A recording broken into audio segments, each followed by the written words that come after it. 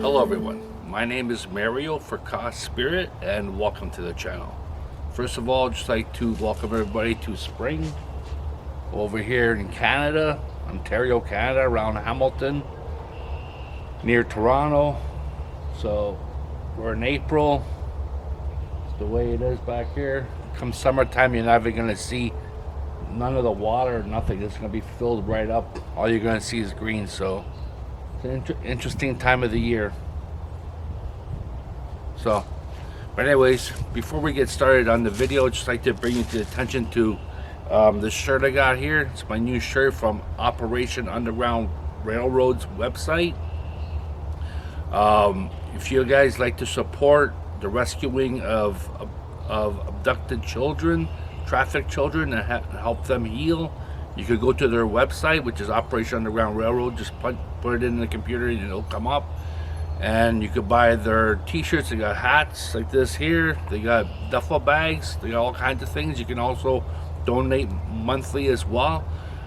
So there's a lot of options, and if you can't afford it, you can always go to their YouTube channel and subscribe, which will help the children a lot. So if you could do something, it would be they would appreciate it. So now to talk about what this video is about, how to deal with people that are verbally abusing you. The reason why I'm talking about this is because when I was coming home, by the way, there's a lot of bugs around here. I was coming home this week and I was listening to a preacher talk, and he was doing a sermon. He was saying how to deal with someone that's verbally abusing you.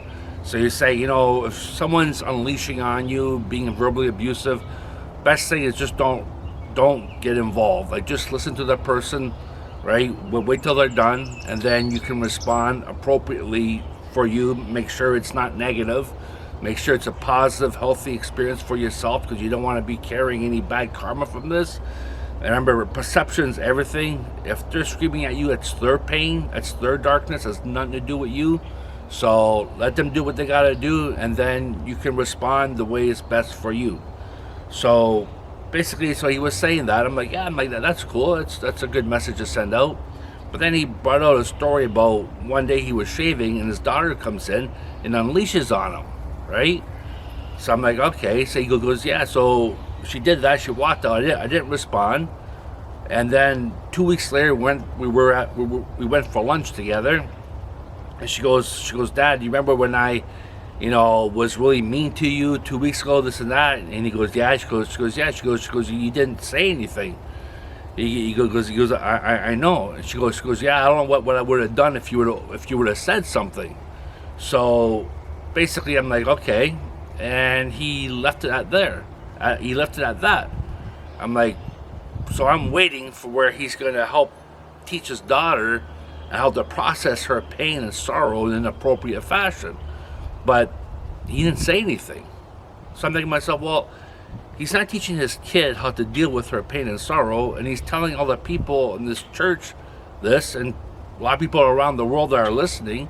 I'm like, if they're doing the same thing, not teaching their kids how to process their pain and sorrow in a healthy fashion, then what's going to happen when they meet someone one day that has no desire to be verbally abused, right? Like, he took it, but not everybody's going to take her verbal abuse. So if she doesn't learn that verbal abuse comes with consequences, that's not going to help her out. I'm not saying he needed to be mean to her, screaming. No, that's not what I'm saying. Like, it was fine the way he dealt with it. The fact is that he didn't teach her anything afterwards. They're Christians. He could have easily taught her to pray to God, ask God to guide her in the best way to deal with her pain and sorrow, and how to communicate her pain and sorrow in a healthy fashion. If you're a spiritualist like myself, you can meditate on it. Ask God to guide you in your meditations and how to deal with your pain and sorrow, and how to communicate your thoughts and feelings without hurting yourself. Because ultimately what she did is she hurt herself twice. She hurt herself when she felt this pain and expressed it, and she hurt herself by hurting her father, because she did not enjoy hurting her father. So by him not teaching her anything, now she'll just keep doing this unless she comes to some self-realization. But she's just a kid, so I'm not saying it's because she's a child she's not gonna self-learn anything, but chances are she's not. Parents are there to teach their children.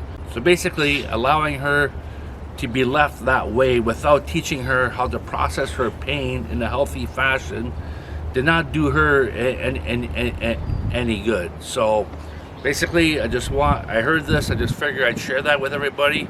Hopefully it helps people out. Yeah, like I don't have any children, but it doesn't change a thing, right? If you are communicating pain and sorrow by screaming and yelling, you're just hurting yourself. Your whole body's feeling this pain and sorrow. So you have to release the darkness to God and learn to communicate in a positive, healthy fashion, not for the other person, but for yourself. So hopefully this helps out, and have a pleasant day, and we'll see you soon. Bye.